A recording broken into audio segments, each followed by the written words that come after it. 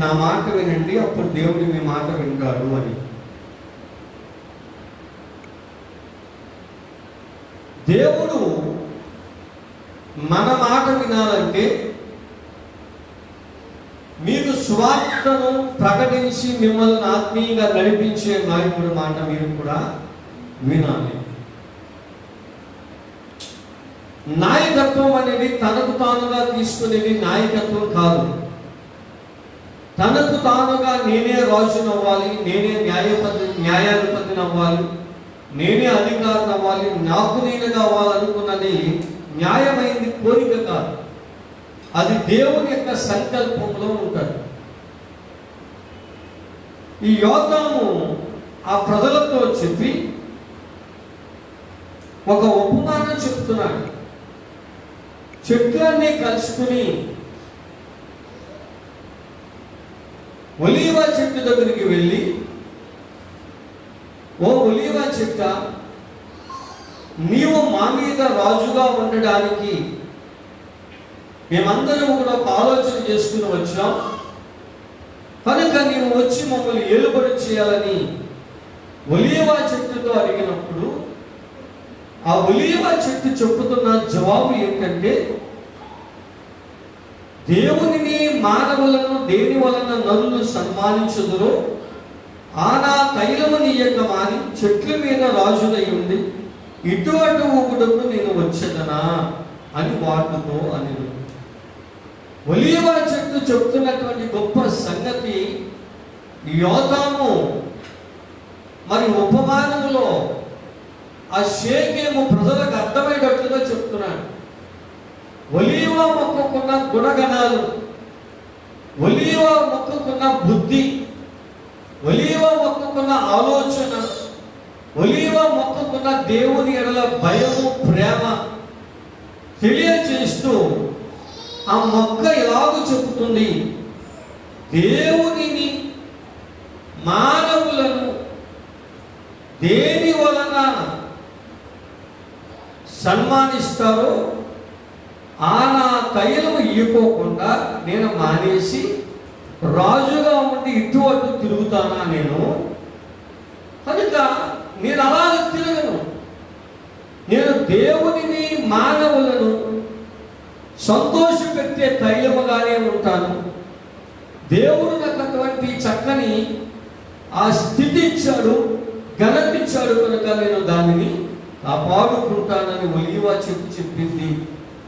ఓ షేకేము యజమానులారా, మీరు జాగ్రత్తగా విన్నారా అని వారితో ఈ మొదటి మాట చెప్పాడు.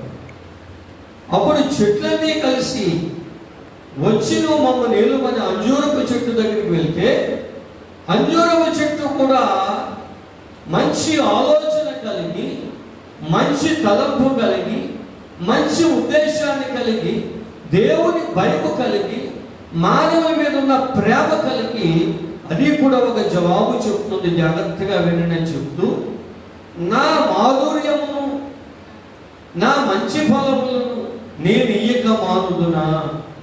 ఈ చెట్ల మీద రాజుగా ఉండి నా మాధుర్యం అంతా, నా ఫలములు ఇవ్వకోకుండా ఇటువంటి ఊగుతానా? అబ్బాయి నేను అటువంటి పని చేయను. ఎందుకో తెలుసంటే నా ఫలముల్లో ఉన్న మాధుర్యం, నా ఫలముల్లో ఉన్నటువంటి చక్కని ఆ యొక్క సంతోషం, ఆ ఫలముల్లో ఉన్నటువంటి చక్కని ఆనందం, నేను మానవులకు దేవునికి ఉపయోగకరంగా ఉన్నాను కనుక దేవునికి మానవులకు ఉపయోగపడతాను తప్ప చెట్ల మీద రాజుగా ఉండడానికి నేను కూడా ఒప్పుకోను. ఈ రోజుల్లో చాలా మంది ఏమనుకుంటారంటే నేను పెద్దోడు అయిపోవాలి, నేను పెద్దోడు అయిపోవాలి, నేను అధికారిని అయిపోవాలి, నేను అధికారిని అయిపోవాలి, నేను పాస్టర్ గారిని అయిపోవాలి, నేను పాస్టర్ గారిని అయిపోవాలి అనుకుంటారు. ఇక్కడ అబీమెలెకు అనేవాడు ఏం చేశాడో తెలుసా? దేవుని బిడ్డలారా, ఒక తండ్రి కుమారులను 70 మందిని ఒకే రాత్రి మీద చంపేసి తను రాజు అయిపోవాలనుకున్నాడు.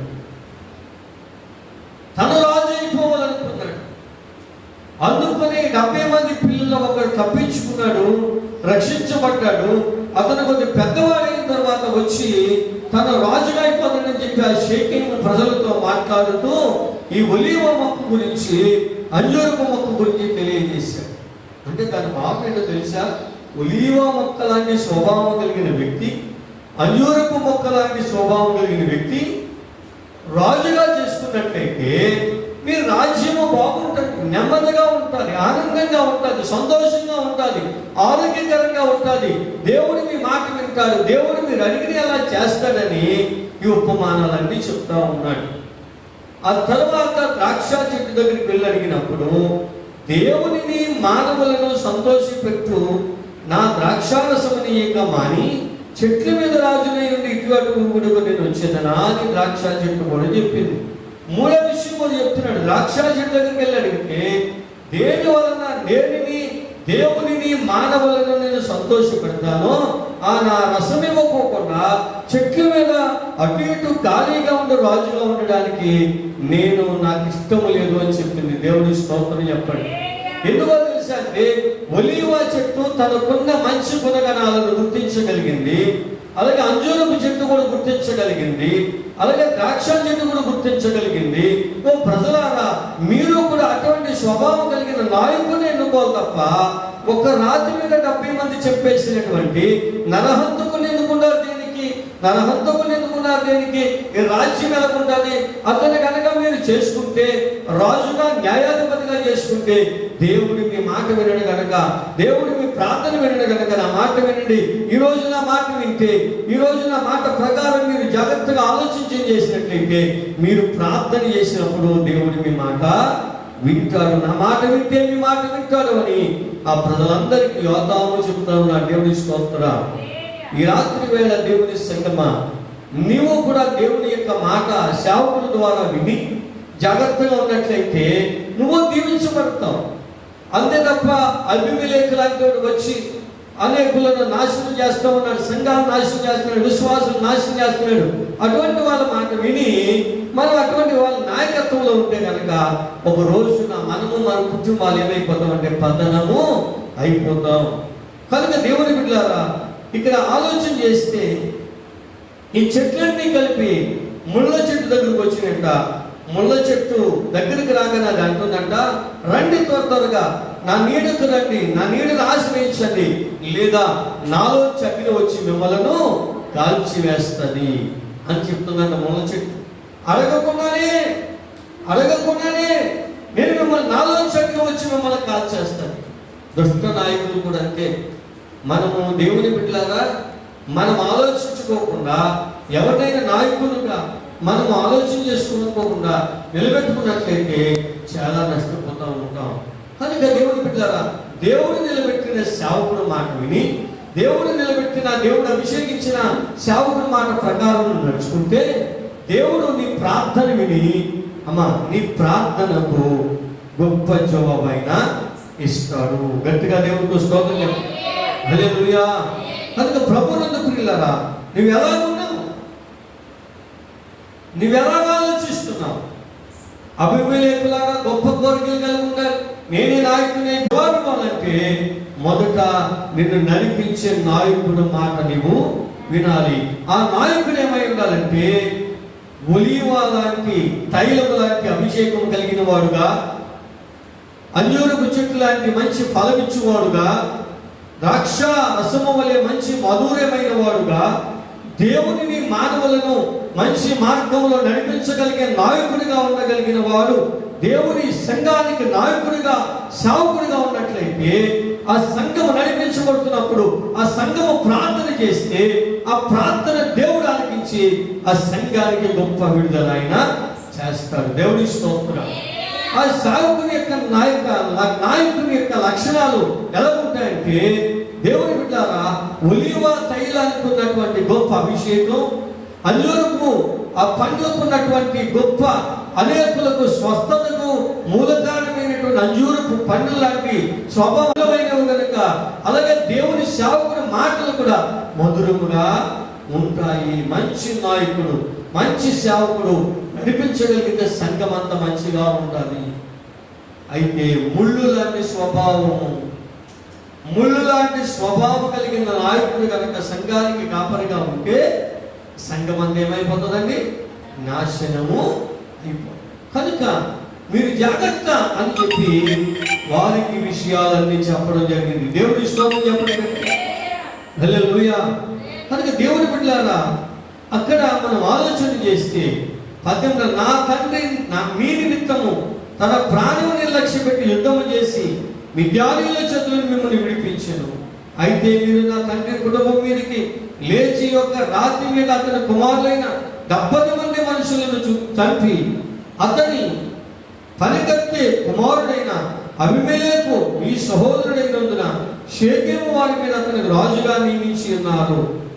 70 ఏళ్లను అతని ఇంటి వారి ఏళ్లను మీరు ఉపకారం చేయకయు అతడు చేసిన క్రియలకు మీరు ప్రతిక్రియ చేయకయు అబీమెలెకు రాజుగా నియమించుకునే విషయంలో మీరు న్యాయముగా యథార్థంగా ప్రవర్తించిన ఎడలా నేడు మీరు 70 ఏళ్లను అతని ఇంటి వారి ఏళ్లను సత్యముగా యథార్థంగా ప్రవర్తించిన ఎడలా అబీమెలెకునందు సంతోషించుడి, అతడు మీ యందు సంతోషించునుగాక. ఒక రాతి మీద ఒక తల్లి సహోదరులందరినీ 70 మందిని చంపేశాడు. తండ్రి ఒక్కడే, తల్లులిద్దరూ.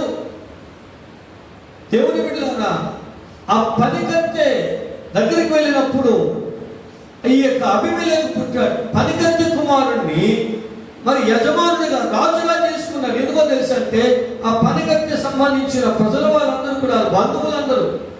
కానీ ఈ రోజుల్లో చాలా మంది ఏం చేస్తున్నారంటే ఏ కులములో పాస్టర్ గారు అయ్యాడో ఆ కులస్తులందరూ కూడా అందులో కలిసిపోవడానికి ప్రయత్నం చేస్తూ ఉన్నారు. కానీ దేవుడు అభిషేకించిన వారి వైపు చూడటం లేదు. బాగా అర్థం చేసుకోవాలి. మనకి ఎవరు కావాలి? దేవుడి పని వారు, దేవుడు అభిషేకించిన వారే కావాలి. చెప్పండి, ఎవరు కావాలమ్మా? చెప్పండి. దేవుడు అభిషేకించిన వారే కావాలి. దేవుడి బిడ్డలారా, ఒక డాక్టర్ గారు ఉంటాడు. ఆయన పెద్ద కులంలో ఉన్నాడు, మంచి డాక్టర్ గారు అనుకోండి. అమ్మా, నేను మా కులం వాళ్ళే నేను చూసుకుంటాను, మీ కులం వాళ్ళని చూడంటే మరి రోగులందరూ ఏమైపోతారు? చెప్పాలి. ఈ రోగులందరూ ఏమైపోతారు? క్యాస్ట్ సర్టిఫికేట్కి వెళ్తానికి తహసీల్దార్ గారి దగ్గరికి వెళ్ళాము కూడా, మా కులం వాళ్ళకి నేను క్యాస్ట్ ఇస్తాను, నేను మీకు ఏమి ఇవ్వదమ్మా అన్నాడు. ఇప్పుడు ఏమైపోతారు? అలాగే దేవుని బిడ్డలారా, దేవుని అభిషేకం పొందిన వాడు కావాలి తప్ప మనకి లోకములో మన బంధువు, రక్త సంబంధి, వీళ్ళు నా వాళ్ళు, వాళ్ళు నా వాళ్ళు, వీళ్ళైతే బాగుంటారు అనుకోకూడదు. అబీమెలెకు యొక్క జనాన్ని వెలుగున్న అబీమెలెకు యొక్క స్వభావం వెలుగుతుంది దేవుని బిడ్డలారా. కనుకనే ఈ యోతాము అనేవాడు ఏమన్నాడంటే, ఒక తల్లి కుమారులను ఒక రాతి మీద చంపేశాడే, అంత భయంకరుని రాజుగా చేసుకున్నారా? అతను ఏమైనా మంచి ఉపకారం చేసినా, అతను ఏమైనా న్యాయం చేసినా, అతను ఏమైనా యథార్థంగా చేసినా సరే రాజుగా నియమించుకోవాలి అని చెప్పాడు. అప్పుడు లేని ఎడల అబీమెలెకు నుండి అగ్ని బయలుదేరి షేకెము వారిని మిలో ఇంటి వారిని కాల్చివేయును గాక. షేకెము వారి నుండి ఆ మిలో ఇంటిలో నుండి అగ్ని బయలుదేరి అబీమెలెకును దహించును గాక అని చెప్పి తన సహోదరుడైన అబీమెలెకునకు భయపడి యోతాము పారిపోయి బయోరుకు వెళ్ళి అక్కడ నివసించాను. గట్టిగా దేవుడి స్తోత్రం చెప్పండి. దేవుడి బిడ్డలారా, ఈ రోజుల్లో చాలా మంది ఏం చేస్తున్నారంటే సత్యవాక్యాన్ని కరెక్ట్గా చెప్పిన నాయకుడు మాట వినడం మానేసి అబద్ధాల దగ్గరికి ఏం చేస్తున్నారు? పరిగెట్టుకెళ్ళిపోతున్నారు. మోసములు చేసే దగ్గరికి పరిగెట్టుకెళ్తున్నారు. అన్యాయం అయిపోయే దగ్గరికి పరిగెట్టుకెళ్తున్నారు.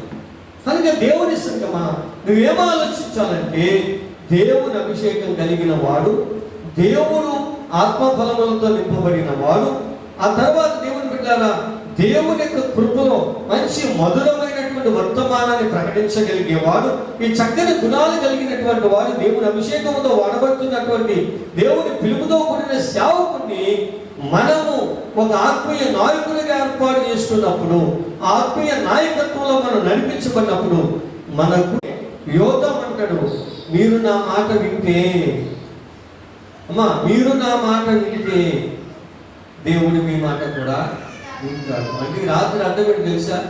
సేవకుడు చెప్తున్న వాక్యం నువ్వు జాగ్రత్తగా విని ఆ వాక్య ప్రకారం నువ్వు బ్రతికితే, ఆ వాక్య ప్రకారంగా నువ్వు జీవిస్తే, అలాగ నువ్వు నడిస్తే అప్పుడు దేవుడు నువ్వు చేసిన ప్రతి ప్రార్థన విని నీ అవసరాలు కూడా ఆయన తీరుస్తాడు అన్నమాట. దేవుని స్తోత్రం. కనుక ఈ రాత్రి వేళ ఈ ప్రార్థనా జీవితాన్ని కలిగి ఉండు. ఈ ప్రార్థనకి ప్రతిఫలం రావాలంటే నిన్ను నడిపించే నాయకుడు ఆత్మీయంగా నడిపించేవాడై ఉండాలి. ఒలీవ మొక్కకున్నటువంటి స్వభావం కలిగిన వాడై ఉండాలి. అంజూరపు ఫలానికి ఉన్నటువంటి స్వభావం కలిగిన వాడై ఉండాలి. ద్రాక్ష చెట్టుకున్నటువంటి స్వభావం కలిగిన వాడై ఉండాలి. దేవుని బిడ్డలారా, అంతే తప్ప ముళ్ళ చెట్టు స్వభావం లాంటి స్వభావం నాయకులకు ఉండకూడదు. అది ఎవరికైతే ఉందో వాళ్ళ ద్వారా సంఘమంతా, సమాజం అంతా నాశనం అయిపోతుంది. రెండో విషయాన్ని మనం చూసినట్లయితే యోబు పుస్తకము 12వ అధ్యాయం 4వ వచనంలో ఒక మాట చదువుకుందాం. యోబు 12వ అధ్యాయం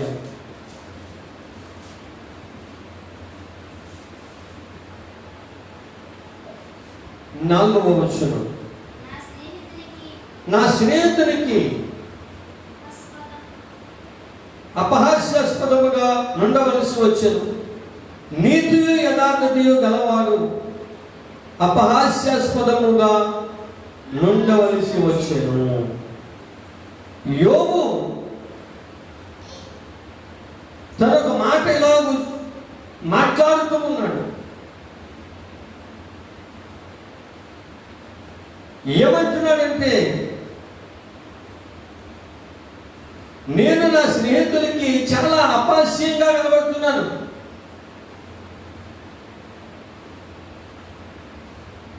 నీతి యథార్థత కూడా,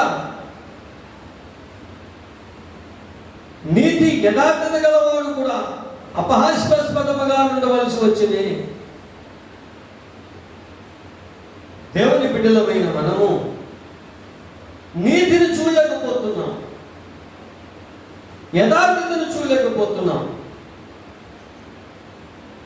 ఎంతవరకు వాక్యం చెప్పినప్పుడు నీతి కలిగిన వాక్యం ఉందో ఆ వాక్యంలో ఎంత యథార్థత ఉందో చూడలేకపోతున్నాం. మనమేం చూస్తున్నామంటే, ఆ వాక్యం ఒకవేళ మనకు గట్టిగా నాటుకుందనుకోండి, ఎందుకు నన్ను అనాలి, ఎందుకు ఈ రీతిగా నన్ను గద్దించాలి అని మన యొక్క ఆలోచనలు, తప్పు ఆలోచనలు వెళ్ళిపోతున్నాయి. దేవుని బిడ్డలమైన మనము చాలా జాగ్రత్తగా ఉండాలి. అంటే మొదటి వచనం నుంచి యోబు ఇలాగ ప్రత్యుత్తరం ఇస్తున్నాడు. నిజముగా లోకంలో మీరే జనులు, మీతోనే జ్ఞానం గతించుకో, అయినను మీకున్నట్టు నాకును వివేచన శక్తి కలిగి ఉన్నది. నేను మీకంటే తక్కువ జ్ఞానం గలవాడును కాను. మీరు చెప్పిన వాటిని ఎరిగిన వాడెవడు? దేవునికి మొదలుపెట్టి ప్రత్యుత్తరములు పొందిన వాడనైన నేను. అంటే యోబు ప్రార్థనలో విజయం పొందుకున్నాడు. దేవుని ఏమైతే అడిగాడో అన్ని యోబుకి దేవుడు ఇచ్చాడు. అంత గొప్ప ప్రార్థనా పరుడు, అంత గొప్ప దేవునితో అనుబంధం కలిగిన వాడు. అటువంటి ఆయన్నే ఏం చేస్తున్నారంటే అపహాస్యాస్పదముగా చేస్తా ఉన్నాడు. నిజమే, శ్రమ, అవమానాలు, నిందలు ఎవరికి వస్తాయంటే నిజమైన భక్తులకే వస్తాయి. నీతిగా ప్రకటించే వారికే వస్తాయి నిందలు. యథార్థమైన వాక్యం చెప్పే వారికే నిందలు వస్తాయి, అవమానాలు వస్తాయి. యోసేపు చాలా యథార్థవంతుడు, నీతివంతుడు, సత్యవంతుడు. తన అన్నగాళ్ళందరూ కూడా దుర్మార్గంగా తమ్ముడు గోతులో దోసి ఇష్మాయేలుకి అమ్మేశారు. దేవుని బిడ్డలారా, కానీ ఏ అన్నగారులు గోతులో దోశారో, ఏ అన్నగారులు తమ్ముడిని అమ్మేశారో, అదే అన్నగారులు ఏం చేశాడు? యథార్థమైన మనసుతో, నీతి కలిగినటువంటి మనసుతో తను ఏం చేశాడంటే తన అన్నగారులందరినీ కూడా బ్రతికినంత కాలము పోషించాడు. అన్నగారులోనేమో దుర్మార్గత ఉన్నది, ఆ తమ్ముళ్ళలోనేమో యథార్థత ఉన్నది. అన్నగారులోనేమో అవినీతి ఉన్నది, తమ్ముళ్ళలోనేమో మంచి నీతి ఉన్నది. దేవుని బిడ్డలారా, 10 మంది అన్నగారు, ఒక సహోదరి, ఒక తమ్ముడు. దేవుని బిడ్డలారా, వాళ్ళు 12 మంది. వీళ్ళు దుర్మార్గంగా ఆలోచించారు. తమ్ముడిని చంపేద్దాం అనుకున్నారు, నాశనం చేద్దాం అనుకున్నారు.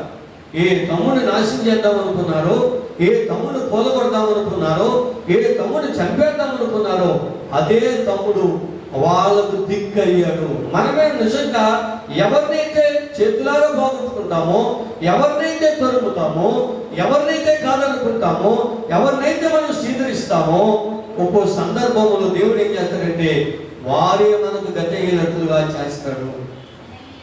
మనం అనుకుంటాం దేవుడు ఎవరిని ఎలాగ మలుస్తారో ఎవరు కూడా తెలియదు. దేవుని బిడ్డలారా, కనుక నువ్వు దేవునికి సన్నిహితంగా ఉండాలి. యోబు దేవునికి ప్రార్థన చేసి ప్రార్థనకి జవాబు పొందినవాడు.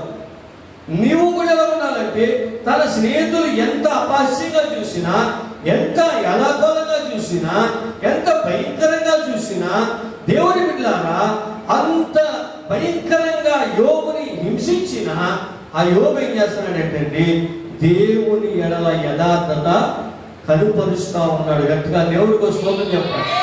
దేవుని బిడ్డలమైన మనము కూడా ఎలా ఉండాలో తెలుసంటే, ఎంతమంది మనలను అపాస్యంగా చూసినా, ఏడాపాలంగా చూసినా, మనల్ని నాశనం చేయాలనుకున్నా, మనల్ని పతనం చేయాలనుకున్నా, మనల్ని పాడు చేయాలనుకున్నా, మనల్ని చంపాలనుకున్నా, మనల్ని కూలగొట్టాలనుకున్నా సరే, మనలో ఉన్న యథార్థత, మనలో ఉన్న నీతి కొట్టుకెళ్ళిపోవడానికి వీలు లేదు. నేను చాలాసార్లు ఇంత మంచి సంగతులు చెప్తాను. నాకు గొప్ప వచ్చి అవార్డులు రివార్డు ఏంటి తెలుసా?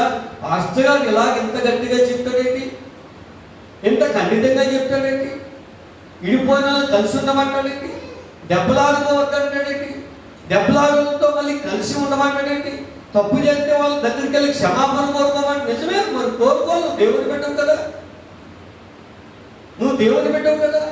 ఈ ఏలికి గాయమైతే ఒళ్ళంతా అనిపిస్తుందా లేదండి? ఒళ్ళంతా నొప్పి పడుతుందా లేదా? అలాగే దేవుని బిడ్డలారా మనము కూడా ఎవరితోనూ ఎక్కువ మాటలు మాట్లాడకూడదు, విస్తరించి మాట్లాడకూడదు.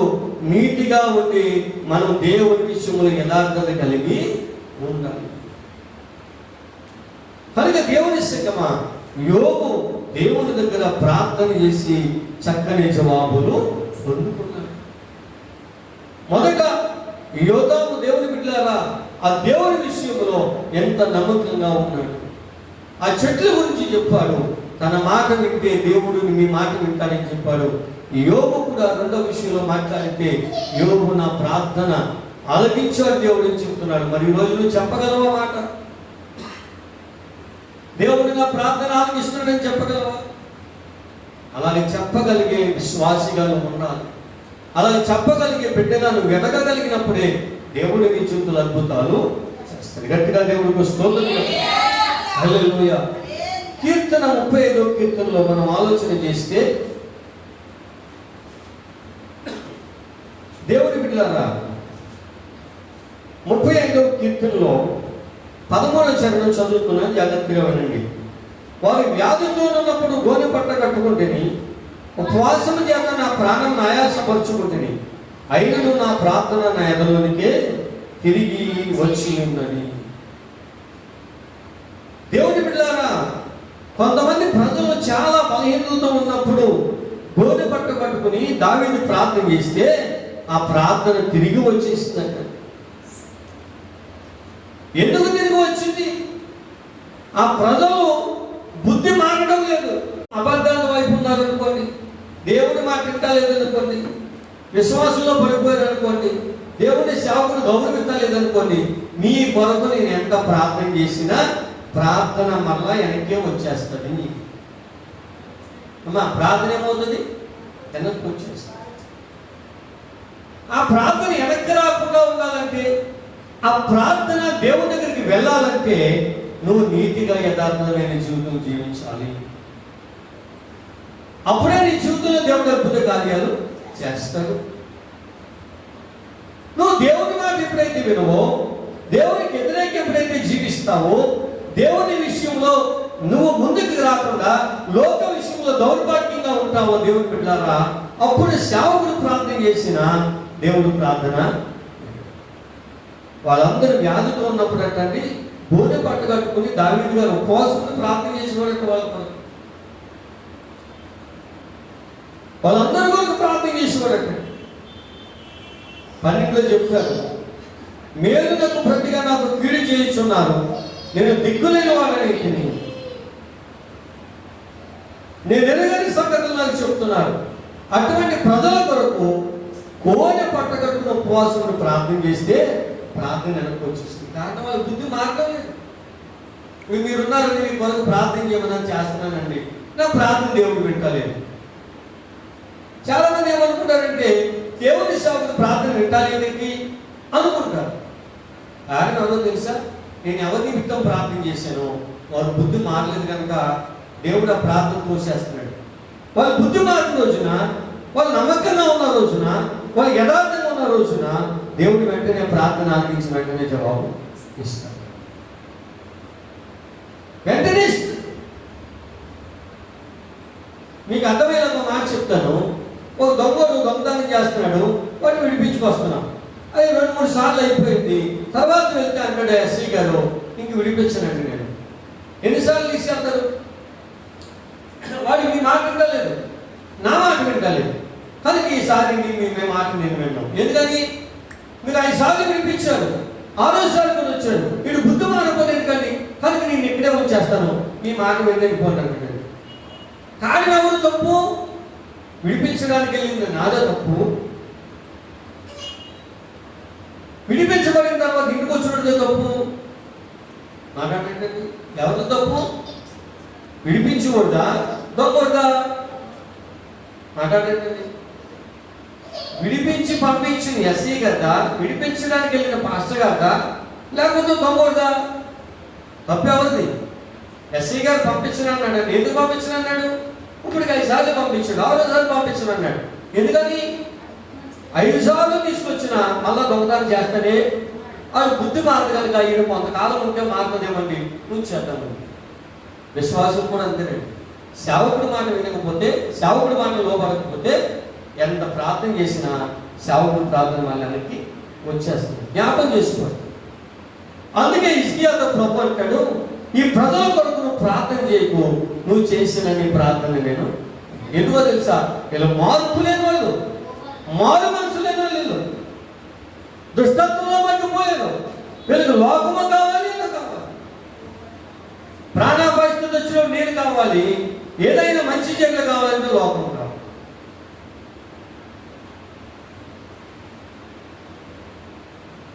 లోకం నిన్ను మోసం చేస్తుంది.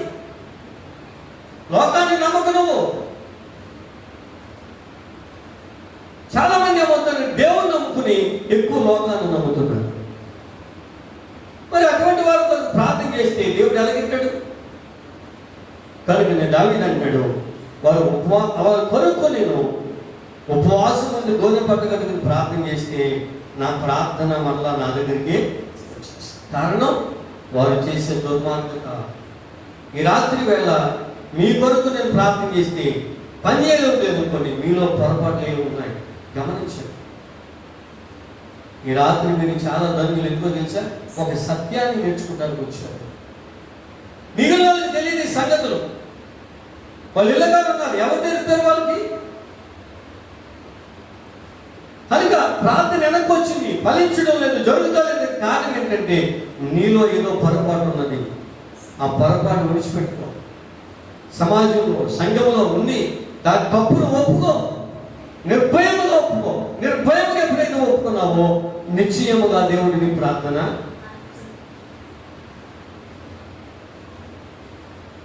కనుక దేవుడి బిడ్డలారా చాలా జాగ్రత్త. మనం ఇంకొక భాగాన్ని చూస్తే 72వ కీర్తనలో మనం ఆలోచన చేస్తే అక్కడ చక్కని మాట మనకి కనబడతా ఉంటాయి. 72వ కీర్తన 15వ చరణంలో అతడు చిరంజీవి అగును, శాబా బంగారం అతనికి ఇవ్వబడును, అతని క్షేమముకై జనులు నిత్యము ప్రార్థన చేయుదురు, దినమంతయు అతని పొగడుదురు. దేవుడి స్తోత్రం. సొలొమోను కీర్తన రాస్తా ఉన్నాడు. ఏమంటున్నాడంటే అతడు చిరంజీవి అగునుగాక. ఇంకో మాట అంటాడు, సేవా బంగారం అతనికి ఇయ్యబడును, అతని క్షేమము కొరకై జనులు నిత్యము ప్రార్థన చేస్తారు. దేవుడి బిడ్డలారా, నిజంగా నీవు మంచి సమర్పణ కలిగిన దానివైతే, నువ్వు దేవుని యొక్క విశ్వాసికి నమ్మకంగా ఉన్నట్లయితే నువ్వేం చేస్తావు తెలుసా? దేవుని సేవకుల కొరకు, సంఘం కొరకు ఎప్పుడు ప్రార్థన చేస్తానే ఉంటావు. దేవునికి ఇక్కడ బంగారం ఎలాగైతే శాబా బంగారం అతనికి ఇవ్వబడిందో, నీవు కూడా సువర్ణమైనటువంటి అర్పణలు నువ్వు దేవునికి తీసుకుని వస్తావు. కారణం ఏంటి తెలుసా? అతడు నీ ప్రార్థన ఆలకించువాడు కనుక, నీ ప్రార్థనకి జవాబిచ్చేవాడు కనుక, నీ ప్రార్థనకు ప్రత్యుత్తరం ఇచ్చేవాడు కనుక, అటువంటి ఆయనకి ఏం తీసుకొస్తావు? శ్రేష్టమైన బంగారం తీసుకొస్తావు. మరి ఎప్పుడైనా నీ జీవితంలో సరైన అర్పణ, బాప్తిసం పొందిన కానించి ఇంతవరకు దేవునికి సువర్ణమైన మంచి అర్పణ ఇచ్చావా? నీ బ్రతుకులో ఎప్పుడైనా దేవునికి మంచి అర్పణ ఇచ్చావా? అట్టి సాక్ష్యం నువ్వు కలిగి ఉన్నావా? దేవుడికి కొరకు అట్టి సాక్ష్యం ఇస్తారా? అట్టి సాక్ష్యం నువ్వు పొందాలంటే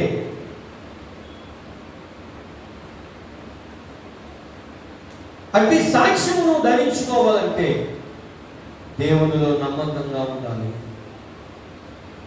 దేవునికి ఇష్టకరంగా జీవించాలి. అదే 72వ కీర్తన 20 మనం ఆలోచన చేస్తే ఆ 19వ చరణంలో ఆయన మహిమ గల నామము నిత్యము స్తుతింపబడును గాక, సర్వభూమి ఆయన మహిమతో నింపబడి ఉండును గాక. ఆమె ఎప్పుడు ఆయన మహిమ పరచబడాలి మనతో. మనం ఎప్పుడు ఆయన మహిమ పరచాలంటే, ఆయన మహిమ పరచబడడం అంటే చెప్పండి నాకు. అమ్మా ఆలోచించండి ఒకసారి. ఆయన ఎలా మహిమ పరచబడతాడు? ఎలాగ మహిమ పరచబడతాడు తెలుసా? హల్లెలూయా హల్లెలూయా హల్లెలూయా అంటే మహిమ ఆయన. అది స్తోత్రాల ద్వారా మహిమ. ఆరాధన చేస్తాం, అదొక రకమైన మహిమ. అసలుగా ఆయన మహిమ ఎలా వస్తుంది? నీ నోటి మాట నీతి గల మాట అయితే అది దేవునికి మహిమ. నీ నోటి మాట సత్యముతో కూడినదైతే అది దేవునికి మహిమ. నీ ప్రార్థన నీతితో యథార్థతతో కూడిన ప్రార్థన అయితే అది దేవునికి మహిమ. నీవిచ్చే అర్పణ శుద్ధ సువర్ణమైనది, మనిషిది, యథార్థమైన అర్పణ అనుకోని దేవునికి మహిమ. నీవు చక్కని సత్యముతో, ఆనందముతో, సంతోషముతో, యథార్థ హృదయముతో దేవుని మందిరానికి వచ్చినప్పుడు నీ యొక్క నడక, నీ చూపు, నీ ప్రవర్తన, నీ క్రియలు, నీ ఆలోచన ద్వారా దేవునికి మహిమ. దేవుని స్తోత్రం చెప్పండి. ఎంత మంచి సమర్పణ కలిగి ఉండాలి విశ్వాసి. దేవునికి మహిమ అంటాలి. స్తోత్రం పాట పాడితే దేవునికి మహిమ అనుకుంటాం. నీ పాప హృదయముతో, నీ పాపపు ఆలోచనతో, నీ దుర్బుద్ధితో, దురాలోచనతో నువ్వు పాడి స్తుతిస్తే దేవునికి మహిమ రాదు. దేవుని మహిమ పరచబడడు. దేవుడు మహిమ పరచబడాలంటే నీ మాటలో సత్యము, నీ మాటలో యథార్థత, నీ ప్రార్థనలో యథార్థత, సత్యము కరెక్ట్గా ఉండగలిగినప్పుడు దేవుడికి మహిమ కలుగుతుంది. గట్టిగా దేవుడి స్తోత్రం. అర్థమైందా నా మాట? మీకు అర్థమైందా? మీ మాటలో సత్యం ఉండే దేవుడికి మహిమ. నువ్వు చేలో పనిలోకి వెళ్ళినా, ఊళ్ళో పనిలోకి వెళ్ళినా, ఇంటికాడ పని చేసుకున్నా, భార్య భర్తలుగా మాట్లాడుకున్నా, అన్నదమ్ములతో మాట్లాడుకున్నా, అక్క చెల్లెలతో మాట్లాడుకున్నా, బంధువులతో మాట్లాడుకున్నా, సంఘంలో విశ్వాసులతో మాట్లాడుకున్నా, సేవకులతో మాట్లాడుకున్నా, నీ మాట విలువగా సత్యముతో, యథార్థతతో, విశ్వాసముతో దేవునికి ఇష్టకరముగా ఆ మాట ఉంటే గనక ఆ మాటల ద్వారా దేవునికి మహిమ వెళ్తుంది అనమాట. అది మహిమ అంటే. దేవుడి స్తోత్రం. మన బ్రతుకు మారదు, మన మాట మారదు, మన అబద్ధ జీవితం మారదు, మనలో ఉన్న బుద్ధులు మారవు. ప్రార్థనకు వస్తాం, వెళ్ళిపోతాం, మరి దుష్టత్వమైన ఆలోచన ఆలోచిస్తాం. దేవుడికి మహిమలు వస్తుంది. మంచి బట్టలు వేసుకుంటాం, మంచిగా ఏదో చేసుకుంటాం, అన్నీ ఉంటాయి. కానీ లోపల మన బుద్ధి చెడిపోతే కనుక ఎక్కడికి వెళ్ళినా, ఏ ప్రార్థన చేసినా దేవుడికి మహిమ రాదు. ఏ మహిమ రాదు. మన చోట ఒకసారి మీటింగ్కి వెళ్ళినప్పుడు దేవుని బిడ్డలారా ఆ యొక్క భోజన పదార్థంలో అన్ని తింటున్నప్పుడు ఒక పదార్థం బాగోలేదు. అది మరి చెడ్డవాసన వచ్చింది. అప్పుడు ఆ దేవుని సేవకుడు చూసామన్నాడంటే, అయ్యో ఇది చెడ్డవాసన వచ్చిందని చెప్తే దాన్ని పక్కనే పెట్టారు. ఒక మానవుడే ఒక పదార్థం చెడ్డవాసన వచ్చిందని పక్కన పెడితే, చెడ్డవాసన వచ్చిన మనల్ని కూడా దేవుడు ఎక్కడ పెడతాడమ్మా? ప్రక్కనే పెడతాడు. కనుక నీ మనసు మార్చుకో. నీ ప్రార్థన దేవుడు ఇంతవరకు ఎందుకు ఇంటాలేదో ఈ రాత్రి దేవుడు నీకు నాకు కూడా తెలియజేశాడు. ప్రకటించే నాతో మాట్లాడాడు, వింటున్న నీతో కూడా మాట్లాడాడు. కనుక దేవుని బిడ్డలమైన మనము చాలా జాగ్రత్తగా ఆలోచన చేయాలి. దేవుడికి మహిమ కలగాలంటే మన మాటలు యథార్థత ఉండాలి. ఇందాక చదువుకున్న న్యాయాధిపతుల పుస్తకంలో యోదాము చాలా యథార్థంగా మాట్లాడాడు. అయ్యా, ఒక్క రాత్రి మీద 70 మంది మనుషుల్ని చంపేసిన రాజుగా ఉండాలా, లేకపోతే పెళ్లి భార్యకి పుట్టిన కొడుకు రాజుగా ఉండాలని అడిగాడు. అతని మాటలో యథార్థత ఉన్నది, అతని మాటలో నమ్మకం ఉన్నది, అతని మాటలో నీతి ఉన్నది. ఒలీవ చెట్టులో నీతి న్యాయం ఉన్నాయి, యథార్థత ఉంది. అంజూరపు చెట్టులో నీతి న్యాయం యథార్థత ఉన్నాయి. ద్రాక్ష చెట్టులో నీతి న్యాయం యథార్థత ఉన్నాయి. అలాగే మానవుని జీవితంలో ఈ 3 యొక్క ఫల చెట్లు ఎలా ఉన్నాయో నీ జీవితం కూడా దేవునికి ఉపయోగకరంగా ఉన్నప్పుడు నీ ప్రార్థన దేవుడు వింటాడు. గట్టిగా దేవుడికి స్తోత్రం. దేవుని బిడ్డలారా, ఇంకో భాగానికి వెళ్ళినట్లయితే యెషయా పుస్తకము 19వ అధ్యాయము 22వ వచనం చూద్దాం.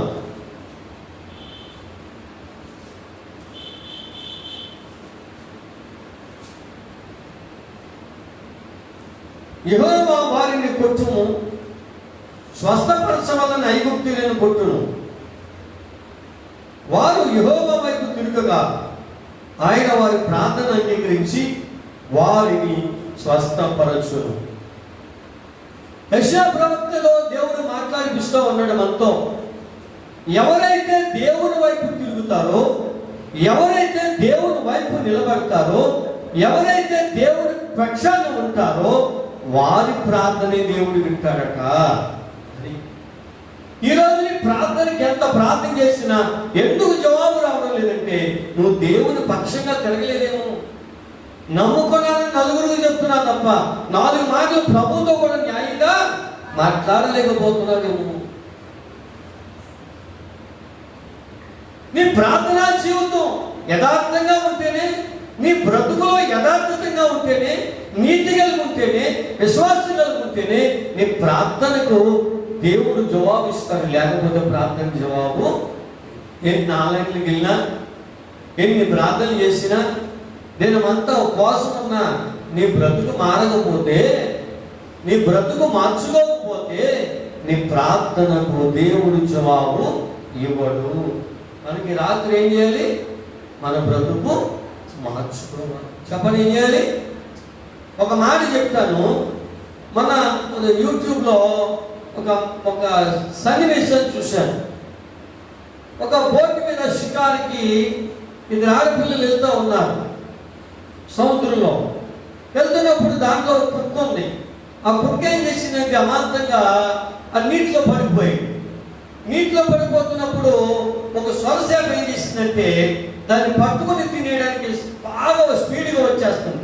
కుక్క ఈదుతూ ఉంది, చేప వస్తూ ఉంది, కుక్క ఈదుతూ ఉంది, చేప వస్తూ ఉంది. ఎప్పుడైతే దాన్ని పట్టుకోవాలని చూసిందో ఈలోగా ఇంకా పెద్ద చేప వచ్చింది. అదేంటంటే డాల్ఫిన్ చేప వచ్చింది. ఆ డాల్ఫిన్ చేప ఏం చేసిందంటే ఈ స్వరచేపను ఎదిరించి దాన్ని వాడుకొట్టి ఈ కుక్కను ఈపి మీద ఎక్కించుకుని తీసుకెళ్లి బోటు మీద కూర్చోబెట్టి. అర్థమైందన్నమాట. స్వరచేపను ఎదురు తిరిగి దాన్ని వెళ్ళగొట్టి కుక్కను రక్షించి దాన్ని ఈపి మీద కూర్చోబెట్టుకుని తీసుకెళ్లి బోటు మీద కూర్చోబెట్టి ఆ కుక్క వచ్చి దీంతో మాట్లాడుతుంది, ఇది దాంతో మాట్లాడుతుంది. 2 నోట్లో నోరెట్లు ముద్దులు ఎట్టుకున్నాయి. దేవుడు ఇస్తాం. చేప జాతి ఏంటి, కుక్క జాతి ఏంటి చెప్పండి అమ్మా. చేప ఏమో నీటిలో బతుకుతుంది, కుక్క ఏమో గట్టు మీద బతుకుతుంది. ఏదో జరగడానికి కార్యం మీద జరిగిపోయింది. కానీ దానిని రక్షించడానికి దేవుడు ఈ డాల్ఫిన్ చేపకు మంచి జ్ఞానము. మరి నువ్వు దేవుని నమ్ముకున్నావు, ఎవరిని రక్షిస్తున్నావు? ఆలోచన చేస్తున్నావా? నువ్వు రక్షిస్తున్నావా? స్వరచేపలానే మింగేస్తున్నావా జనాలు? మనం ఎందుకు నమ్ముకున్నాం ప్రభుని రక్షించడానికి అనేకులను భద్రపరిచి అనేకులను రక్షించి ప్రభు చేతికి అప్పగించడానికి దేవుడు మనల్ని ఎన్నుకున్నాడు. నువ్వు అనేకుల రక్షణ కొరకే ప్రార్థించాలి తప్ప మింగేసే స్వభావం కలిగి ఉండకూడదు. మనం సొరసాపుకి ఏది దొరికినా మింగేసే స్వభావం ఎక్కువ. డాల్ఫిన్ చేపకి ఏంటో తెలుసా? మానవులతో స్నేహం చేసే స్వభావం ఎక్కువ.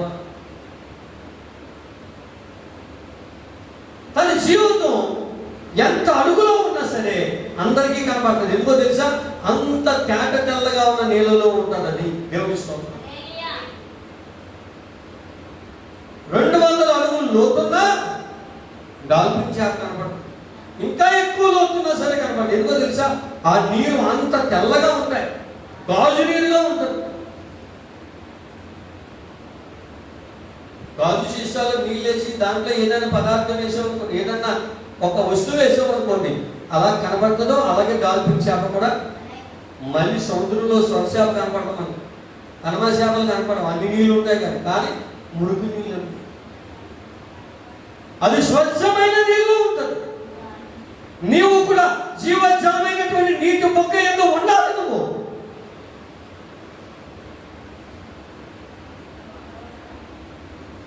దేవునికి ప్రార్థన చేసి నువ్వు రోజు జవాబు పొందుతూ ఉండాలి. పొందాలంటే నీ బుద్ధి శ్రేష్టమైన బుద్ధిగా మారాలి. ఈరోజు ప్రార్థనకి దేవుడు నీకు జవాబు ఇవ్వాలంటే నువ్వేం చేయాలి చెప్పండి?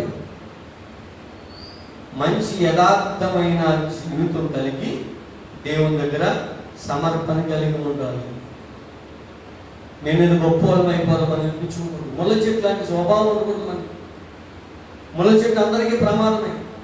అది మన మీదంగా ప్రమాదమే, దాని మీద మనమంట ప్రమాదం. అవిశ్వాసి మన మీదంగా ప్రమాదమే, అవిశ్వాసి విశ్వాసి మీదంట. విశ్వాసిగానే ఉండాలి, అవిశ్వాసులతో జోడిగా ఉండాలి. వీళ్ళు గట్టిగా దేవుడికి స్తోత్రం. హల్లెలూయా. మనం ఆలోచన చేస్తే విలాప వాక్యాల్లో ఒక చక్కని మాట ఇర్మియా ప్రవక్త ద్వారా దేవుడు రాయించాడు. 3వ అధ్యాయము 56వ వచనం. యెహోవా అగాధమైన బందీ గృహములో నుండి నేను నీ నామమును బట్టి మొరలిడగా నీవు నా శబ్దం ఆలకించితివి. సహాయము కొరకు నేను మొరపెట్టగా చెవు మూసుకొనకము. దేవుడి స్తోత్రం. నువ్వు ఎక్కడున్నా సరే ప్రార్థన చేస్తే నీ ప్రార్థన దేవుడు, బందీ గృహంలో ప్రార్థన చేసిన దేవుడు, అగాధంలో ప్రార్థన చేసిన దేవుడు నీ ప్రార్థన. అంటే నీ బ్రతుకు ఎలా ఉండాలి? నీతి న్యాయంతో కూడిన బ్రతుకుతో ఉండాలి. చెప్పండి, ఎలా ఉండాలి? నీతి న్యాయంతో కూడిన బ్రతుకు ఉండాలి. నీతి న్యాయాలే దేవుడి సింహాసనానికి ఆధారం.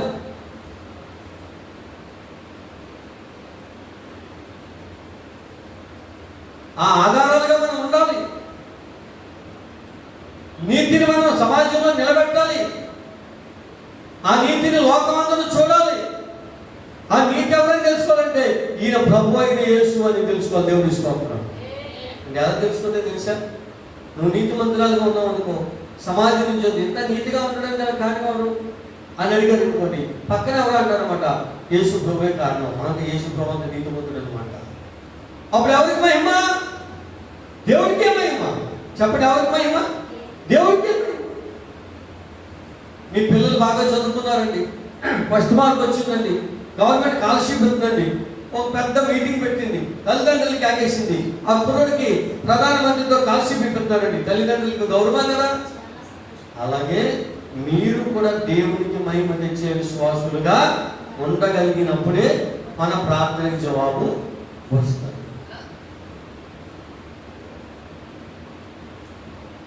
దేవుడి బిడ్డలారా, ఇంకెంత కాలం మనం ప్రార్థనా జీవితం లేకపోకుండా, నీతి న్యాయాలు కలిగి లేకపోకుండా ఎంత కాలం అసత్యంలో కూరుకుపోతాం? నువ్వు అసత్యంలో ఉన్నంత కాలం, అవిశ్వాసంగా ఉన్నంత కాలం, నీ ఆలోచన నీ బుద్ధిని మార్చుకునేంత కాలం నువ్వు ఎంత ప్రార్థన చేసినా, నీ ప్రార్థన అయినా నా ప్రార్థన అయినా కూడా దేవుడు కారణం నీ మనసు మారలేదు. నీ ఆలోచన దాన్ని మారలేదు. ఇంకా ముళ్ళ కంపలాగానే ఉన్నావు. ముళ్ళ స్వభావమే. దానికి రాత్రి వేళ నీ ప్రార్థనకి జవాబు కలగాలంటే మంచి నీతి న్యాయం అనుసరించే బిడ్డగా యథార్థమైన జీవితం కలిగి ఉండాలి. గట్టిగా దేవునికి స్తోత్రం చెప్పండి. హల్లెలూయా. ఎంత ఆశ్చర్యకరమైన దేవుడిది. మీకా పుస్తకం 7:7 కూడా ఒక మాట అంటాడు. ఆయనను యెహోవా కొరకు నేను ఎదురు చూచెదను, రక్షణకర్తయగు నా దేవుని కొరకు నేను కనిపెట్టుకుని ఉందును, నా దేవుడు నా ప్రార్థన ఆలకించును. ఎంత గొప్పగా చెప్తున్నాడండి ప్రవక్త. నా దేవుడు నా ప్రార్థన ఆలకిస్తాడు. ఎందుకో తెలుసా? నేను ఆయన కొరకు కనిపెట్టుకుంటాను, నేను ఆయన కొరకు ఎదురు చూస్తాను. ఈ రాత్రి మాట చెప్తున్నాను, నేను మీ కొరకు కనిపెట్టుకున్నాను, మీరు నా కొరకు కనిపెట్టుకున్నారా? చెప్పండి. ఎవరు తెలిసి? మరి న్యాయమా అది? న్యాయమా? మరి న్యాయంగా లేనప్పుడు మనం ప్రార్థన అడిగిన దేవుడు న్యాయం ఏంటో తెలుసా? దేవుడి కొరకు మనం కనిపెట్టాలి, దైవ వాక్యం కొరకు మనం కనిపెట్టాలి, మన పనులు తగ్గించుకోవాలి, దేవుడి పనికి సమయం ఎక్కువ ఇవ్వాలి, దేవుడి పని సక్రమంగా జరిగించాలి. ఈ రోజుకి ఒక్క అరగంట రెస్ట్ కూడా లేదు నాకు. ఆదివారం మొదలుకొని ఈ రోజు మధ్యాహ్నం వరకు కూడా ఒక అరగంట రెస్ట్ లేదు. రోజుకు 200 కిలోమీటర్ల ప్రయాణం.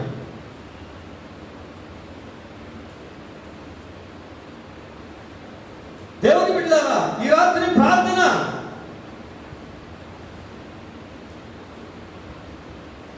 కార్యం ఎవరి పని అంటే దేవుని పని. ఇది రెస్ట్ తీసుకునే సమయం కాదు, దేవుని పని చేసే సమయం. కనుకనే మన పనులు తగ్గించుకోవాలి, దేవుని పని బాగా పెంచాలి.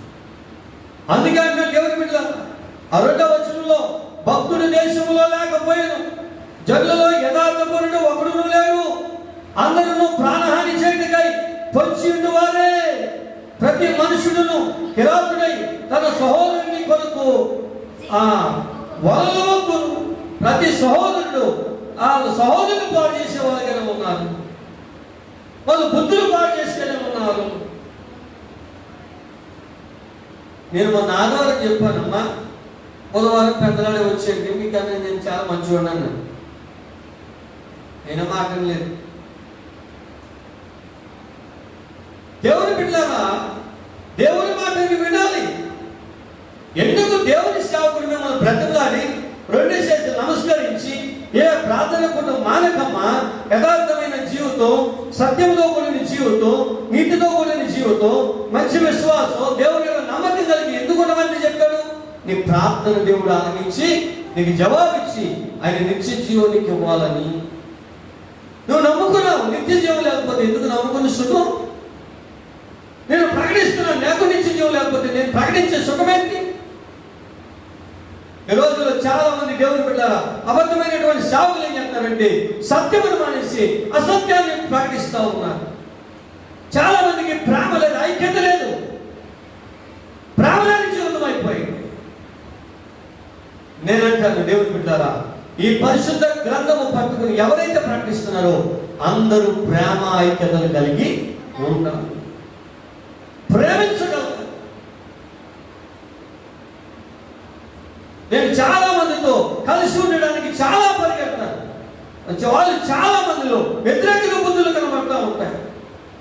నేను గొప్పవాడు అనుకుంటారు, కానీ నేను ఇంకా బాగా చదువుకున్నాను అనుకుంటారు, నేను బాగా డిగ్రీలు ఎన్నో చేశాను అనుకుంటారు, నాకు వచ్చిన మర్మాలు ఇంకా బాగా ఎక్కువ రావాలనుకుంటారు, ఆ తర్వాత నేనే పెద్దవాడిని అనుకుంటారు, నాకు బాగా ఇంగ్లీష్ వచ్చానుకుంటారు.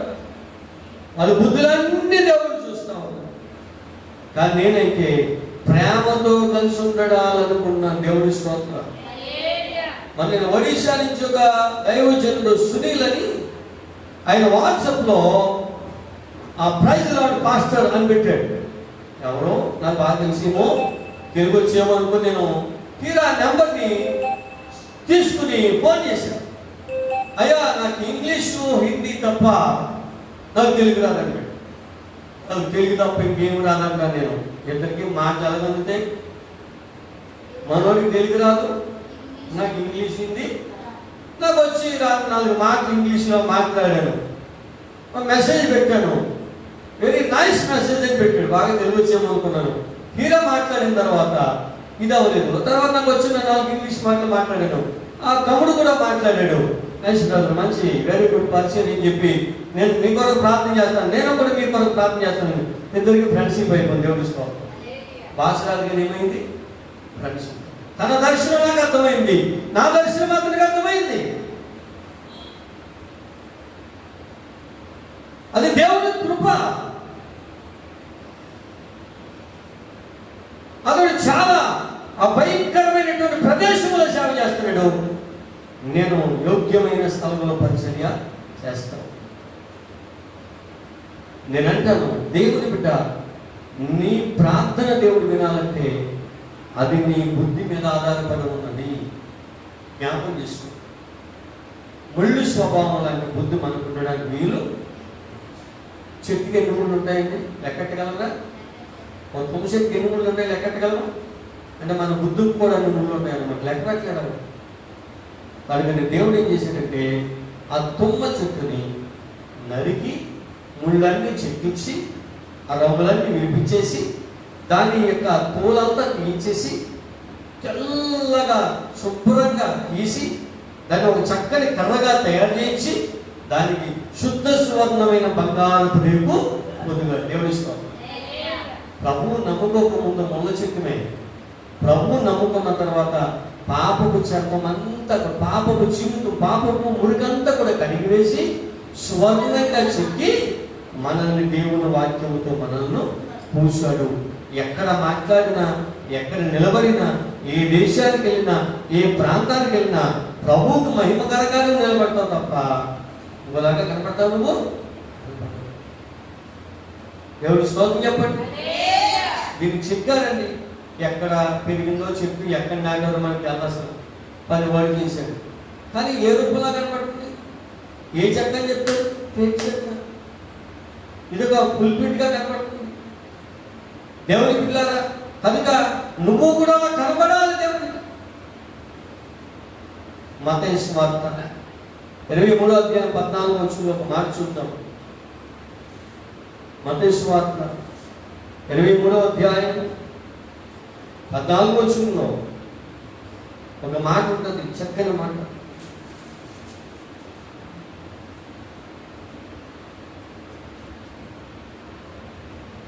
మీరు మనుషుల ఎదుట పరలోక రాజ్యము మూయుదురు, మీరు అందులో ప్రవేశింపు వారిని ప్రవేశింపనీయరు.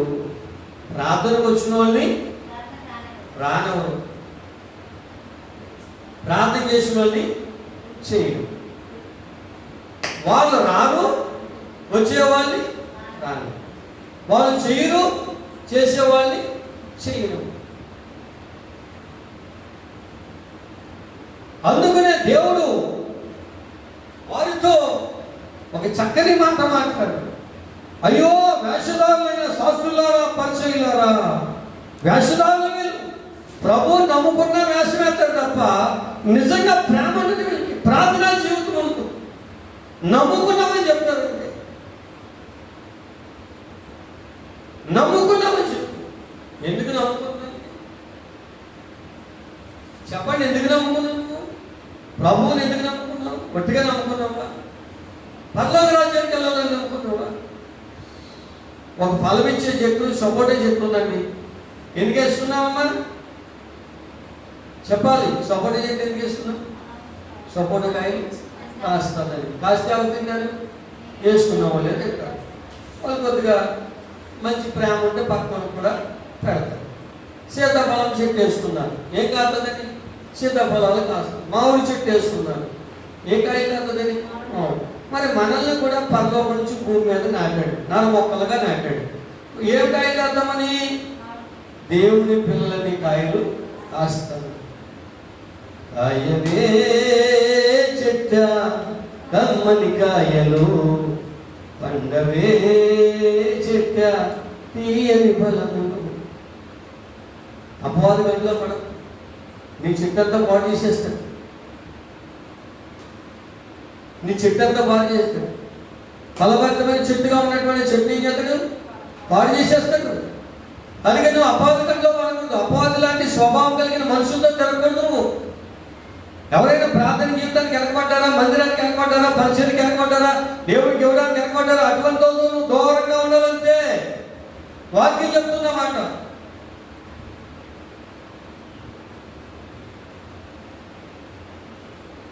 నీ జీవితాన్ని జాగ్రత్తగా భద్రం పెట్టుకోవాలి. యెషయా కుమారులు 8 స్వభావం వేరు, ఒక కుమారుడు స్వభావం వేరు. యాకోబు అని పిలువబడుతున్న ఇశ్రాయేలుకి 12 మంది పిల్లలు, 11 మంది స్వభావం వేరు, ఒకరి స్వభావం వేరు. ఇలా మనసుతో మనసు కలవలేదు, ప్రత్యేకంగా ఉన్నాడు. దావీదు కూడా ప్రత్యేకంగా ఉన్నాడు, యోసేపు ప్రత్యేకంగా ఉన్నాడు, సమూయేలు ప్రత్యేకంగా ఉన్నాడు, హేబెలు ప్రత్యేకంగా ఉన్నాడు, నోవహు ప్రత్యేకంగా ఉన్నాడు, రూతు ప్రత్యేకంగా ఉంది, ఎస్తేరు ప్రత్యేకంగా ఉంది. మరి నువ్వు ప్రత్యేకంగా ఉన్నావా? పాల్గొన ప్రత్యేకమైన ధనను ఈ భూమిలో, ప్రత్యేకమైన ధనను. ప్రత్యేకంగా దేవునికి నువ్వు ఉన్నావని చెప్తున్నప్పుడు, నువ్వు ఎప్పుడు ప్రత్యేకంగా ఉంది, నీ పర్ఫెక్ట్గా నువ్వు జీవించినప్పుడు నీ ప్రార్థనకి ఏం చేస్తాడు? ఆయన ఖచ్చితంగా జవాబు ఇప్పుడు అడిగితే రేపు పొద్దున కనబడుతున్నాడు. ఇప్పుడు అడిగితే దేవుడిని ఇస్తాడు. ఆయన ఇవ్వలేని వాడు సర్వమంతా ఆయనదే. గట్టిగా దేవుడికి స్తోత్రం చెప్పండి. హల్లెలూయా.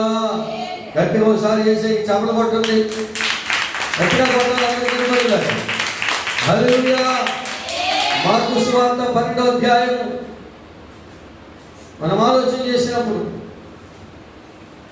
40వ వచనం చూసినట్లయితే, విధవరాండ్రులు దిగమిగొచ్చు మాయావశంగా దీర్ఘ ప్రార్థనలు చేయుదురు, మీరు మరీ విశేషంగా శిక్ష పొందుదురని. నేను చాలా మంది ఎదవరాలు దోషిస్తుంటారండి, మాయ ప్రార్థన చేస్తున్నారు. ఎదవరాలు పక్షంగా దేవుడు ఉంటాడమ్మా, దేవుడు నీకు పక్కన ఎక్కడమ్మా, ఏలియా లాంటి స్వభావం, ఏలియా మరి వెదవరాలు పెంచేసిందమ్మా, కనుక నువ్వు కూడా పెంచాలమ్మా అంటాడు. వాళ్ళ మీద ఆధారపడిపోతూ ఉంటారు. చాలా మంది దీర్ఘ ప్రార్థన చేస్తారు, వాళ్ళు దోసుకుంటారంట. మనం అంటాం దేవుని యొక్క సంఘంలో వెదవరాలు కొరకు మనం ప్రత్యేక ప్రార్థన చేయాలి. వారు పేదవారైనప్పుడు అవసరమైతే సంఘమే వారిని పోషించాలి, వారిని గణపరచాలి. ఎందుకో తెలుసండి, వారి పక్షాన ఉన్న యజమాని ఎవరంటే మన ప్రభు అయిన యేసుక్రీస్తు. కనుక దేవుని బిడ్డ దీర్ఘ ప్రార్థన చేయడం కాదు. చాలా మంది చాలా చోట్ల ప్రార్థన చేయబట్టి ఏం చేస్తారు తెలుసా? చిన్న ప్రార్థన చేయవయ్యా, మరి క్లుప్త ప్రార్థన చేయబట్టి దీర్ఘమైన ప్రార్థన చేస్తారు. విశ్వసించే ప్రార్థన, దేవుడు వినలేని ప్రార్థన చేస్తారు, అది గొప్ప అనుకుంటారు. క్లుప్త ప్రార్థన అంటే క్లుప్త ప్రార్థన చేయాలి, చక్కగా చిన్న ప్రార్థన చేయండి, చిన్నగా చేయాలి, పెద్దగా చేయమంటే పెద్దగా చేయాలి. సమయ సందర్భాలను బట్టి ప్రార్థన చేయడం అలవాటు చేసుకోవాలి. దేవుని బిడ్డలారా, దేవుడు శాశ్వతమైన ప్రేమతో మనం ప్రేమిస్తూ ఉన్నాడు. లూకాసు వార్త 2వ అధ్యాయం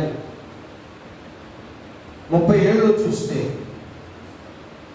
74 సంవత్సరములు విధవరాలయుండి దేవాలయం విడవక ఉపవాస ప్రార్థనలతో రేపగులు సేవ చేయించుండెను. విధవరాలు ఉండాలి, దేవాలయం విడిచిపెట్టకూడదు, రేపగలు ప్రార్థన చేయాలి. విధవరాలని కాదు, సంఘ విశ్వాసం కూడా దేవాలయాన్ని విడిచిపెట్టకూడదు. కేకెత్తే దేవాలయం రావడం కాదు, నువ్వు దేవాలయాన్ని రోజు దర్శించాలి. భోజనం కొండ దగ్గర రోజు వెళ్ళినట్లుగా, బట్టల దగ్గర రోజు వెళ్ళినట్లుగా, నిద్ర మనసు దగ్గర రోజు వెళ్ళినట్లుగా, అలాగే నువ్వు కూడా ఏం చేయాలి తెలుసా? రోజు దేవుని దర్శించాలి, దేవుని సన్నిధానాన్ని దర్శించాలి. దేవుని సన్నిధితో దేవునితో నీకు సంబంధం పెరగాలి, సహవాసం పెరగాలి. ఆది అపోస్తులు ప్రార్థనలో, రొట్టె విరచడం, సహవాసంలో, దేవుని బిడ్డల బోధలోను వెనకడుతూ ఉన్నారంట. వీళ్ళ అపోస్తుల బోధ ఎందును, సహవాసం రొట్టె విరచడం, ప్రార్థన చేయడం ఎడతెగక మంచి అనుభవం. నీ అనుభవం ఆదివారం కనబడతావు, మళ్ళా కనబడవు, పిలిస్తే వస్తావు. అలా కాదు, నువ్వు పిలవకుండా నీ మందిరాన్ని ఏం చేస్తూ ఉండాలి? దర్శిస్తూ ఉండాలి. గట్టిగా దేవుడికి స్తోత్రం చెప్పండి. ఈ విధవరాలు రోజు మందిరంలో ఎదుగుతుంది, రోజు మందిరంలో ప్రార్థన చేస్తా ఉంది. 5:33 కూడా అంటాడు, వారు ఆయనను చూచి యోహాను శిష్యులు తరచుగా ఉపవాస ప్రార్థన చేయుదురు, అలాగే పరిసయ్యులు శిష్యులను చేయించుదురు, కానీ నీ శిష్యులు తిని త్రాగుచున్నారే అని చెప్తున్నారు. వాళ్ళందరూ ప్రార్థన చేస్తున్నారు. వీళ్ళెందుకు చేయరు? వాళ్ళు దేవుడికి దూరంగా ఉండి ప్రార్థన చేస్తున్నారు. వీళ్ళు దేవుడు దగ్గరగా ఉండి దేవుడితో మాట్లాడుతూ ఉన్నారు. దేవుడి స్తోత్రం. మరి శిష్యులు మాట్లాడుతున్నారా దేవుడితో? యేసుప్రభు భూమి మీదకి వచ్చాడండి. యోహాను శిష్యులు పరిచయాలందరూ ఇళ్ళగాడుండి మందిరంలో ప్రార్థన చేస్తున్నారు. శిష్యులు ఎక్కడున్నారు? సృష్టికర్త అయిన దేవుని దగ్గర ఉన్నారు. దేవుడి మాటలు వింటున్నారు, దేవుడితో మాట్లాడుతున్నారు. అంటే దేవుడికి ప్రార్థన చేస్తున్నారు, దేవుడి మాట కూడా వింటున్నారు శిష్యులు. మరి వాళ్ళు ఏం చెప్తున్నారు? యేసు ప్రభువుని దేవుడిగా నమ్మలేకపోతున్నారు. యోసేపు కుమారుడిగా, మరియమ్మ కుమారుడిగా అలాగే నమ్ముతున్నారు తప్ప దేవుడిగా అంగీకరించలేకపోతున్నారు. శిష్యులైతే ఆయన దేవుడిని నమ్మారు. దేవుడి స్తోత్రం. ఆయన నిజమైన దేవుడు, ఆయన లేకుండా ఏమీ కలగలేదు. అందుకనే రోజు యేసు ప్రభుతో శిష్యులు ఉన్నారు, ఆనందించారు. మనం కూడా ఎవరితో ఉండాలండి? యేసు ప్రభుతో ఉండాలి.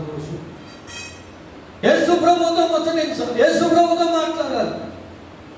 ఆయనతో మనం అన్ని విషయాల్లో ఆయన దగ్గర పాలు పొందుతూ ఉండాలి. సంగమా, నీ జీవితం జాగ్రత్త. అలాగే 20వ అధ్యాయం లూకా సువార్త మనం ఆలోచన చేస్తే దేవుడు బిడ్డారా, ఇంకొక చక్కని మాట దేవుడు మనకి తెలియజేస్తా ఉన్నాడు. 20వ అధ్యాయం 47వ వచనంలో, వారు విధవరాలింట్లను విడిగొచ్చు మాయావేశముగా దీర్ఘ ప్రార్థన చేయుదురు, వారు మరి విశేషముగా శిక్ష పొందుదురని తన శిష్యులతో చెప్పాను. ఆ మాయా ప్రార్థన చేసి వాళ్ళందరూ కూడా ఏం పొందుతారంటమ్మా? శిక్ష పొందుతారు. గట్టిగా దేవుడి స్తోత్రం చెప్పండి.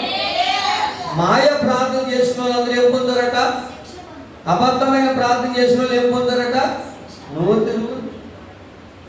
ఏం పొందుతారు? నోరు తెరవాలి. అబద్ధమైన ప్రార్థన చేసిన వాళ్ళు ఇప్పుడు ఒకటి అడిగారండి, అది దేవుడు ఎవడో, నేను ఎవడని చెప్పేశాను. వాళ్ళు మాయ ప్రార్థన చేసిన వాళ్ళు ఏమంటారు? ఎత్తాడంటే అంటారంటే. ఏమంటారు? ఇస్తాడు ఇల్లు అంటారు. మరి అప్పుడు మాయ ప్రార్థన మాట్లాడండి. ఆ ప్రార్థన చేసిన వాళ్ళందరికీ దేవుడు రోజు శిక్ష చేస్తాడంట. కనుక శిక్ష వేయబడే ప్రార్థన దగ్గరికి వెళ్ళకండి. నీ ప్రార్థన దేవుడు ఆలకించే చోట నువ్వు నిలబడు. ప్రార్థనకి జవాబు దొరికే చోట నిలబడు. నీ ప్రార్థనకి వెంటనే జవాబు ఇచ్చే దేవుడి దగ్గర నువ్వు నిలబడు. అటువంటి సహవాసం నమ్మకంగా ఉండు. అట్టి నాయకుడి దగ్గర నమ్మకంగా ఉండు. చెడిపోయే మనసు కలిగి ఉండకు, చెడిపోయే జీవితం కలిగి ఉండకు. ఎందుకో తెలుసా? దేవుడు నీ జీవితంలో గొప్ప కార్యము చేయాలని ఆలోచన కలిగి ఉన్నాడు. వాళ్ళందరూ పేరుగా ప్రార్థన చేస్తారు. ఇంకంటారు, ప్రజలు వినిచుండగా ఆయన ఇట్లా, నేను శాస్త్రులను గురించి జాగ్రత్త పడండి. వారు నిలువు టంగిలు ధరించుకుని తిరగకూరచ్చు, సంత వీధుల్లో వందనాలు, సమాజ మందిరాలు అగ్రపీఠాలు, విందుల్లో అగ్రస్థానాలు కోరుకుంటారు. ఒక మాట అంటాను, మన సంఘంలో ఎవరింటికల్లా ప్రార్థన ఎక్కినా నాకు ఇక్కడే భోజనం పెట్టాను ఎప్పుడైనా అన్నానా? మాట్లాడండి, ఇక్కడే భోజనం తింటాను అన్నానా? మీరు ఎక్కడ వెళ్తే అక్కడ తిన్నాను, ఎక్కడ కూర్చోమంటే అక్కడ కూర్చున్నాను, ఏది తినమంటే అది తిన్నాను. వాళ్ళు అలా కాదట, నాకు అక్కడే కావాలి, నాకు ఈ టేబులే ఉండాలి, నాకు భోజనం ప్యాక్ చేసి నీకు పంపించాలని చెప్తారు. ఆ మాట బాగా వింటారు. బాగా సత్యం చెప్పినాడు పాస్టర్ గారి మాట వేడు. ఎలా పడితే అలా తినేస్తున్నాడు కదా, మనం కూడా ఏం చేద్దాం? ఎక్కడ పడితే అక్కడ పెట్టేస్తాము. దేవుని బిడ్డ, సేవకుడు ఘనమైన వాడు, దేవుని పనివాడు. నీ విషయాలని దేవుడితో చెప్తాడు సేవకుడు. ఆ సేవకుడు దేవుడు ఎప్పుడైతే దేవుడితో చెప్పాడో ఆ విషయాన్ని నేను చేస్తాడంటే మీ కుటుంబ జీవితాలని మారుస్తాడు ఆయన. అందుకే నువ్వు మంచి సేవకుడు కలుగున్నప్పుడు ఆ సేవకుడితో మంచి సంబంధం కలుగుండాలి, సహవాసం కలుగుండాలి. ఎప్పుడు ప్రార్థనకు దూరంగా ఉండకూడదు, నువ్వు సహవాసానికి దూరంగా ఉండకూడదు. సహవాసములు ఎప్పుడు ప్రార్థనా పూర్వకంగా ఎదుగుతూ ఉండాలి. ఇంకొక 2 మాటలు చెప్పి ముగిస్తాను. యోహాను సువార్త 9:31 మనం చూసినట్లయితే ఒక చక్కని మాట మాట్లాడుతూ ఉన్నాడు ప్రభువు. 9వ అధ్యాయము 31వ వచనం. దేవుడు పాపుల మనవి అంగీకరింపడని ఆలకింపడని ఎరుగుదము. ఎవరైనాను దైవ భక్తుడై ఉండి ఆయన చిత్తము చొప్పున జరిగించిన ఎడల ఆయన వారి మనవి ఆలకించింది. ఎవరైతే దేవుని చిత్తం చేస్తాడో, దేవుడి మాట వింటాడో, ఆయన ప్రార్థన దేవుడు వింటాడు తప్ప దేవుని చిత్తం జరిగించకపోతే దేవుడు ఎవరి ప్రార్థన, నాదో సైతం కూడా ప్రార్థన వింటాడు. నేను కూడా దేవుడి చిత్తం చేయకపోతే నా ప్రార్థన కూడా ఆలకించు. ఇప్పుడు ఎవరి చిత్తం చేయాలి? మనం చెప్పాలి. ఎవరి చిత్తం చేయాలి? దేవుడి చిత్తం చేయాలి. ఇప్పుడు ఇందాక చెప్పాను కదా, డాల్ఫిన్ ఎవరు మాటింది? దేవుడికి భయపడేది. ఒక్కరు రక్షించిందా లేదా? మనకు కూడా లోకంలో ఎంతోమంది నశించిపోతున్నారండి. మన ఇంట్లో మీ భర్తలు నశించిపోతున్నారు, మీ పిల్లలు నశించిపోతున్నారు. వాళ్ళ రక్షణ కొరకు ఏం చేయాలి? ప్రార్థన చేయాలి వద్దా? చేయాలి. దేవుని బిడ్డలారా, అదే 9వ యోహాను సువార్త 11వ అధ్యాయంలో 42వ వచనం చూస్తే అక్కడ ఇంకో మాట కనబడతా ఉన్నది. నువ్వు ఎల్లప్పుడూ నా మనవి వినిచున్నావని నేను ఎరుగుదును, కానీ నీవు నన్ను పంపినవని చుట్టూ నిలిచిన ఈ జనసమూహం నమ్మునట్లు వారి నిమిత్తమై ఈ మాట చెప్పేది నేను. హల్లెలూయా చెప్పండి. దేవుడు నన్ను ఇక్కడికి పంపించాడని ఎన్నో సంవత్సరాల నుంచి మీతో చెప్తున్నాను. ఎవరు పంపించారు? నోరు తెరవండి. ఎవరు పంపించారు ఇక్కడికి? ఈ ఊరు తెలుసా? ఈ ప్రజలు తెలుసా? ఈ ఏరియా తెలుసా? నాకు ప్రభు ఎలాగని పంపించాడు. ఆయన తైలంతో అభిషేకించాడు, ఆయన ఆత్మఫలాలు ఇచ్చాడు. ద్రాక్షారసములండి ఆ ఆత్మీయ సందేశంతో నన్ను నింపాడు. 10,000 నేను అక్కడ వాడుకుంటాను, అద్భుతాలు చేస్తానన్నాడు. తీసుకొచ్చాడు. గోకుల లాంటి అద్భుతాలు దేవుడు ఇక్కడ చేస్తా ఉన్నాడు. చనిపోయిన లేపాడు, సంతానం ఇచ్చాడు, దీర్ఘకాల వ్యాధులతో బాగు చేశాడు, రక్తాలు కప్పుకున్న వాళ్ళని బాగు చేశాడు, దయ్యాలు పట్టుకున్న వాళ్ళు విడిపించాడు, అనేక రోగులను బాగు చేశాడు, అద్భుత కార్యాలు చేశాడు. ఎన్నో అద్భుతాలు, లెక్కబెట్టలేని అద్భుతాలు జరిగినాయి. ఈరోజు వాటికి సాక్ష్యాలు మీరే, దేవుని సంగమా. కనుక ఆయన మన ఎడల అద్భుతాలు ఎన్నో చేస్తా ఉన్నాడు. అందుకని దేవుని సంగం అక్కడ అంటాడు, దేవుని బిడ్డలారా, నువ్వు ఎల్లప్పుడూ నా మనవి వినిచున్నావు, నువ్వు పంపామని వాళ్ళు తెలుసుకోవడానికి ఈ మాట నేను చెప్తున్నాను. నిజమే, దేవుడు పంపిన సేవకుడని నువ్వు ఖచ్చితంగా తెలుసుకుని అనేకులు ఖచ్చితంగా నువ్వు చెప్పాలి. దేవుడు పంపిన సేవకుడని. నిజమే, చాలా చోట్ల దేవుడు పంపకుండా వెళ్ళిపోతారని సేవ చేయడం. దేవుడు పంపాలి. దేవుడు పంపిన సేవకుల ద్వారానే నీ కుటుంబాలన్నీ కూడా ఆశీర్వదించబడతాయి. అంతే తప్ప మన లోపల మాట పిల్లలుగా గాలి తిరగబెట్టి అంటాం. చాలా మంది విశ్వాసులు గాలిలో తిరుగుతూ ఉన్నారు, ఎక్కడ పడితే అక్కడ పరిగెత్తి వెళ్ళిపోతున్నారు. ఆ యజమాని చూద్దా లేదు, ఆ నాయకుడు చూద్దా లేదు, సంఘ కాపుడు చూద్దా లేదు అనుకున్నారు. ప్రభువు చూస్తున్నాడు. నువ్వు చేయి పనులనైనా చూస్తున్నాడు, నేను చేయి పనులనైనా చూస్తూ ఉన్నాడు. ఇంకో మాట అంటాడు అపోస్తలుల కార్యం 10:31. దేవుని బిడ్డలారా, మనం ఆలోచన చేస్తే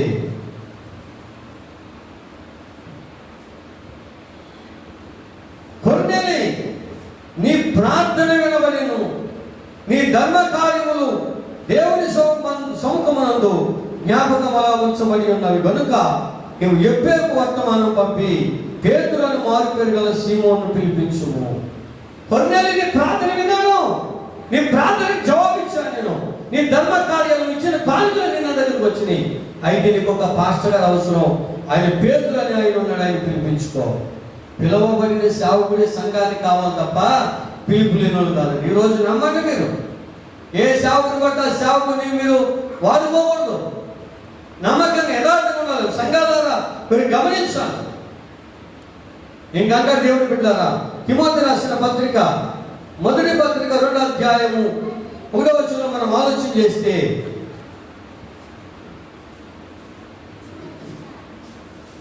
మనము సంపూర్ణ భక్తి మాన్యత కలిగి నెమ్మదిగాను సుఖంగాను బ్రతుకు నిమిత్తము అన్నిటికంటే ముఖ్యంగా మనుషులందరి కొరకు ఏం చేయాలంటే ప్రార్థన అందరి కొరకు చేయాలి. అందరి కొరకు అంటే అర్థమైంది, నీ ఇంటి పక్కన ఉన్న శత్రువు కొరకు చేయాలి, ఎదురున్న వాళ్ళ కొరకు చేయాలి, పక్కన ఉన్న వాళ్ళ కొరకు చేయాలి, నీ భార్య బిడ్డల కొరకు చేయాలి, భర్త బిడ్డల కొరకు చేయాలి, నీ అన్నదమ్ముల కొరకు చేయాలి, అందరి కొరకు. మీకు శత్రువులందరూ మిత్రులుగా మారిపోవాలి ప్రభువు నామములో. ఆమె చెప్పండి, కలిగి చెప్పాలి. శత్రువులు ఉండకూడదు, మనకు మిత్రులే ఉండాలి. శత్రువు ఒకటే సాతాను గారు, మనకు అందరూ మిత్రులు అయిపోవాలి. శత్రుత్వం కలిగి ఎంతకాలం ఉంటామండి నువ్వు? శత్రుత్వం కలిగి ఎంతకాలం జీవితం? చాలా మంది ఈ రోజుల్లో విశ్వాసులు శత్రువులుగా చూసుకున్నారు, సేవకులుగా మరి శత్రువులుగా చూసుకున్నారు. ప్రేమ లేదు. నేను చాలా చోట్లకి వెళ్ళి యేసయ్య ప్రేమను ప్రకటిస్తూ ఉంటాను, ప్రేమ కలుగునని చెప్తాను, కానీ చాలా మందిలో శత్రుత్వమే కనపడతా ఉంటాను. ఆఖరుగా ముగిస్తాను. ప్రకటన పుస్తకం 5వ అధ్యాయంలో దేవుని బిడ్డలారా 8వ వచనంలో ఒక మాట ఉన్నది. ప్రకటన 5:8. ఆయన దానిని తీసుకున్నప్పుడు ఆ 4 జీవులను, వీణలను, ధూప ద్రవ్యములతో నిండిన సువర్ణ పాత్రలను పట్టుకొని ఉన్న ఆ 24 పెద్దలను ఆ గొర్రెపిల్ల ఎదుట సాగిలపడి, ఈ పాత్రలు పరిశుద్ధుల ప్రార్థనలు. గట్టిగా చెప్పబడనేసి హల్లెలూయా. ఈ ప్రార్థనలు ఎవరట? ఈ సంఘములో ఈ రాత్రి నిలబడిన వాళ్ళారా, మీరు చేసే ప్రార్థనలకి ప్రభు పెట్టిన పేరేంటో తెలుసా? పరిశుద్ధుని యొక్క ప్రార్థనలు. నీ ప్రార్థన పరిశుద్ధుల యొక్క ప్రార్థనలుగా మారాలంటే నువ్వు పరిశుద్ధంగా ప్రార్థన చేయాలి. నీకు పగవారు ఎవరు? ఈ రాత్రి నీకు నిజంగా ఎవరి మీద పగ ఉంటే వాళ్ళ దగ్గరికి వెళ్ళి క్షమాపణ కోరి రాత్రే వాళ్ళ దగ్గరికి వెళ్ళి క్షమించమని అడుగు. నీ ప్రార్థన ప్రకటన గ్రంథంలో చెప్పినట్లుగా దేవుడు పరిశుద్ధుల ప్రార్థన చెప్పినట్లుగా నీ ప్రార్థన పరిశుద్ధుల ప్రార్థనగా మారాలంటే నీకు శత్రువు ఎవరు ఉండకూడదు. నీకు శత్రువుగా ఉండకూడదు. అందరూ మిత్రులుగా ఉండాలి. దేవుని వాక్యం నువ్వు లోబడ్డావా, భయపడ్డావా, నీ ప్రార్థన దేవుడు వినాలా? నువ్వు ఈ రోజే మారిపో. ఈ రోజు నీ మనసు మార్చుకో. పరిశుద్ధత సంఖ్యలోకి వచ్చాయి, నీతిలోకి వచ్చాయి, యథార్థతలోకి వచ్చాయి, దేవుని బిడ్డల న్యాయంలోకి వచ్చాయి. దేవునికి నమ్మకంగా ఉండు. నీ ప్రార్థన కూడా దేవుడు ఎలా చెప్తాడు? నీ ప్రార్థన కూడా పరిశుద్ధుని యొక్క ప్రార్థనలు. ఈ సత్యం తెలుసా నీకు? అందుకే నేను గట్టిగా చెప్తాను, విశ్వాసం ఎప్పుడు దెబ్బలాడుకో, కలుస్తుండండి, ప్రేమ కలుగుండండి. ముళ్ళ కంచి ఎప్పుడు గొడవెట్టుకుంటారంట పక్క చెట్లతో. ఇటుకాలేసుకున్నా చెట్లు ఆకలన్నీ సీరిపోతూ ఉంటాయి. ప్రమాదం. ముళ్ళు లాంటి స్వభావం కలిగిన అవిశ్వాసంతో విచ్చోడిగా ఉంటే నువ్వు కూడా రాలిపోయి తెగిపోతూ ఉంటావు. అందుకునే విశ్వాసులు వేరుగా ఉండాలి, పరిశుద్ధులుగా ఉండాలి, పరిశుద్ధుల యొక్క ప్రార్థనలు కలిగిన వారుగా ఉండాలి. అట్టి గొప్ప జీవితం కలుగుతుంది, అట్టి గొప్ప ప్రార్థన చేయదు. నువ్వు దేవుని సేవకుడు మాట విన్నావా? దేవుడు నీ మాట కూడా వింటాడు. నమ్మకంగా ఉండు, యథార్థంగా ఉండు. దేవుడు నీ జీవితంలో గొప్ప కార్యాలు చేస్తాడు. అట్టి కృపా సమాధానములు దేవుడి రాత్రి వేళ మీకు మనకు అందరికీ కలుగు చేయను గాక. చిన్న ప్రార్థన చేద్దాం. మోహరించండి. ప్రభువా, నేను పాపినయ్యా, ఎంతవరకు నా ప్రార్థన సన్నిధికి చేరిదనుకున్నాను. నా పాప జీవితమే, నా చెడ్డ ఆలోచనే, నా దుష్ట తలంపే నేను చేసే ప్రార్థన నీ సన్నిధికి రాకుండా అభ్యంతరంగా ఉన్నాయి. ఈ రాత్రి వేళ నా మనసు మార్చుకుంటున్నాను, నా బుద్ధి మార్చుకుంటున్నాను. నీకు ఇష్టకరముగా జీవిస్తాను ప్రభువా. పరిశుద్ధుని యొక్క ప్రార్థనలాగా నా ప్రార్థన ఆలకించాను. ప్రార్థనకి జవాబు కూడా ప్రభువా.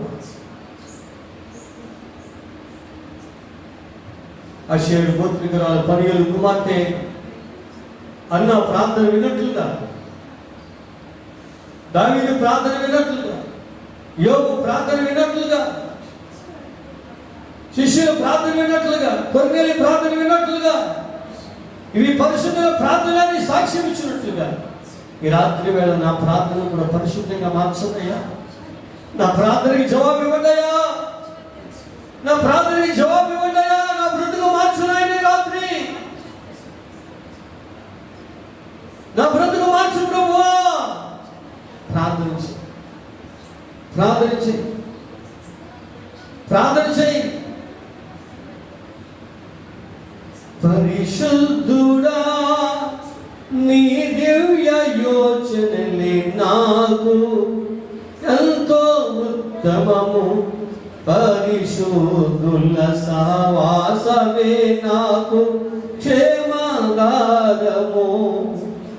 పరిశుద్ధుడా నీ దివ్య యోచనలే నాకు ఎంతో ఉత్తమము. పరిశుద్ధుల సహవాసమే నాకు క్షేమాధారము. విశ్వాసమందు నిలకడగా నీ రాకడ వరకు వెలువగా విశ్వగణ నిత్యము ప్రార్థనతో నేను నిశ్చలమైన నిరీక్షణతో. విశ్వాసమందు నిలకడగా నీ రాకడ వరకు వెలువగా విశ్వగణ నిత్యము ప్రార్థనతో నేను నిశ్చలమైన నిరీక్షణతో. దయగల హృదయుడవు నిస్వాస్థ్యము ఎన్నడు ఎడబాయవు. ఎడారిలో ఓడలలో జలరాశులలో కృపను ఏర్పరచువాడవు. సర్వలోకము నీవు నమస్కరించి నిన్ను కొనియాడును. సర్వలోకము నీవు నమస్కరించి నిన్ను కొనియాడును. దయగల హృదయుడవు విశ్వాసము ఎన్నడు ఎడబాయవు. ఎడారిలో ఊటలలో జలరాశులలో కృపను ఏర్పరచువాడవు. ప్రార్థన చేద్దాం. నీ ప్రార్థన ఈ రాత్రి దేవుడు ఆలకించినట్లు, నీ ప్రార్థనకి దేవుడు జవాబిచ్చినట్లు ఈ రాత్రి నీ ప్రార్థన పరిశుద్ధుల ప్రార్థనగా మార్చబడినట్లుగా ప్రార్థన చేయి. ఓ దేవుని బిడ్డ, ఈ వాక్యం వింటున్న ప్రియులుగా ఇప్పుడే నువ్వు ప్రార్థన చేయి. దేవుడు నీ జీవితంలో ఒక అద్భుతం చేయబోతున్నాడు, నీ కుటుంబంలో ఒక అద్భుతం చేయబోతున్నాడు, నీ యొక్క సహవాసంలో ఒక అద్భుతం చేయబోతున్నాడు. పరిపూర్ణుడా నీ దివ్య చిత్తమే నాకు జీవాహారము. పరవాసిగా జీవించుటే నాకు నిత్య సంతోషము. పరిపూర్ణుడా నీ దివ్య చిత్తమే నాకు జీవాహారము. పరవాసిగా జీవించుటే నాకు నిత్య సంతోషము. ఆశ్రయమైనది నీ నామమే, సజీవమైనది నీ త్యాగమే. ఆరాధనను నా యేసయ్యా నిన్ను నిత్యము కీర్తించి ఘనపరతును. ఆశ్రయమైనది నీ నామమే, సజీవమైనది నీ త్యాగమే. ఆరాధనను నా యేసయ్యా నిన్ను నిత్యము కీర్తించి ఘనపరతును. దయగల హృదయుడవు విశ్వాసమును ఎన్నడు ఎడబాయవు. ఎడారిలో ఊటలను జలరాశులలో కృపను ఏర్పరచువాడవు.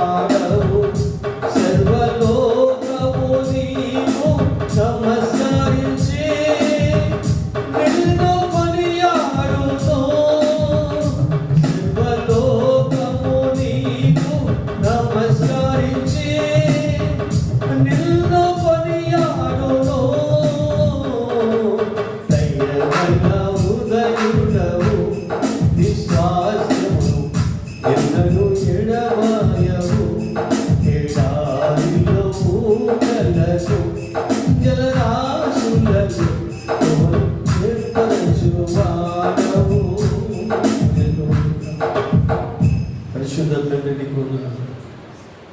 రాత్రి ఒక గొప్ప సందేశం మాకు ఇచ్చాడు ప్రభు. మా ప్రార్థనలు పరిశుద్ధులు ప్రార్థనగా మార్చుకున్నాయి. ఇంతవరకు అన్యాయంగా ప్రార్థన చేసేదేమో, అవినీతితో చేసేదేమో, దుర్బుద్ధితో చేసేదేమో, పాపముతో చేసేదేమో క్షమించున్నాయి. దావీదు ప్రార్థన ఆలకించిన వాడు, యోబు ప్రార్థన ఆలకించిన వాడు, ప్రవక్తల ప్రార్థన ఆలకించిన వాడు, గొర్రెల్ని ప్రార్థన ఆలకించిన వాడు, అన్న ప్రవక్తని ప్రార్థన ఆలకించిన వాడు, మీకు ఆ ప్రార్థన ఆలకించిన వాడు. ఈ రాత్రి వేళ మా ప్రార్థన ఆలకించవా? ప్రార్థించవచ్చింది. ఈ వర్తమానం వినే జీవితాల్లో ఫలించాలి నాయన. ఎంతమంది వాక్యం వినాలో వారి జీవితాలు ఫలించును గాక. ఈ రాత్రి వేళ అద్భుతం జరుగును గాక. నీ కృపతో నింపడి నేను బలపరచండి. నీకేమైనా చెల్లిస్తుంది. కొద్ది ప్రార్థన సదులు తెచ్చుకున్నాం. ఈ రాత్రి వేళ ఈ వాక్యం విన్న ప్రజలందరినీ బహుగా దీవించి పరిశుద్ధుల సంఖ్యలో నిలబెట్టి నీతి న్యాయ యథార్థతలు కలిగి నీ సహవాసములుగా కృపానుగ్రహించమని సంఘాన్ని బలపరచమని నీ దాసుడిగా నిన్ను అభిషేకించమని ఇంకా అనేకమైన ప్రాంతాలు ఎత్తుబట్టి వాడుకున్నాను. యేసు నామమున అడుగుతున్నాను తండ్రి. ఆమేన్. ఆమేన్. Praise the lord.